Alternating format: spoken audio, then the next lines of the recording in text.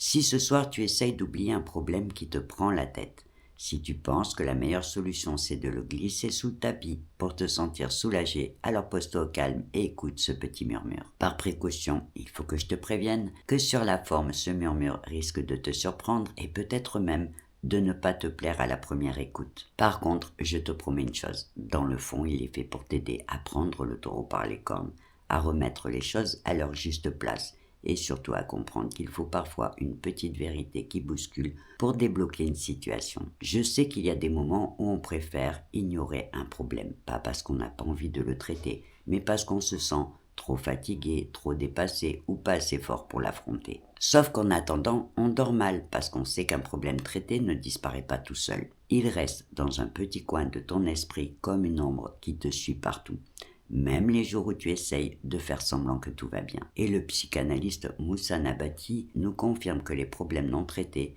finissent par se transformer en fantômes psychiques qui nous hantent. Neuroscientifiquement parlant, ça s'explique simplement par le fait que ton cerveau cherche avant tout la sécurité. Et il va jusqu'à préférer l'inconfort dans le connu que l'incertitude dans le changement. Comme on le sait, tout ce qui peut te bousculer active ta petite amygdale cérébrale qui se met en alerte dès qu'elle te perçoit pas tranquille et qui restera en vigilance tant que le problème ne sera pas réglé. Mais tu sais quoi ? Le vrai problème au final, ce n'est pas le problème par lui-même, mais l'attente qui s'installe autour de lui à cause de ton immobilité. C'est ce malaise qui s'installe quand on n'ose pas passer à l'action pour chercher une solution. Parce que tant que tu n'agis pas, ton petit cerveau va continuer à percevoir la situation comme risquée. Ce qui revient à dire que le problème, ce n'est pas d'avoir un problème, mais de ne rien faire pour le régler. L'idée n'est pas de vouloir tout affronter d'un coup, mais juste de montrer à ton petit cerveau que les choses bougent et que tu avances. Commence par un premier pas.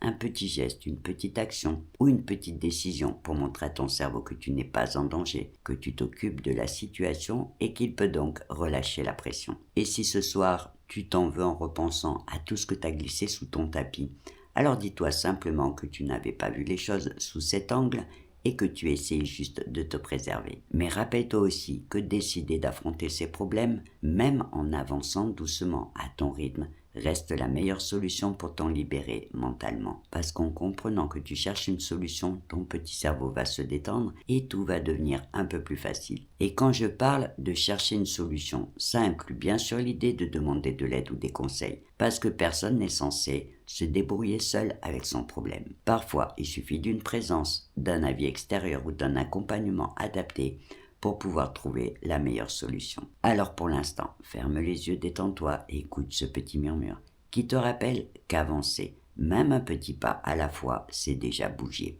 Et c'est surtout ne pas laisser le problème prendre plus de place qu'il ne le doit en reprenant un petit peu de ton pouvoir. Et sur ce, belle nuit à toi.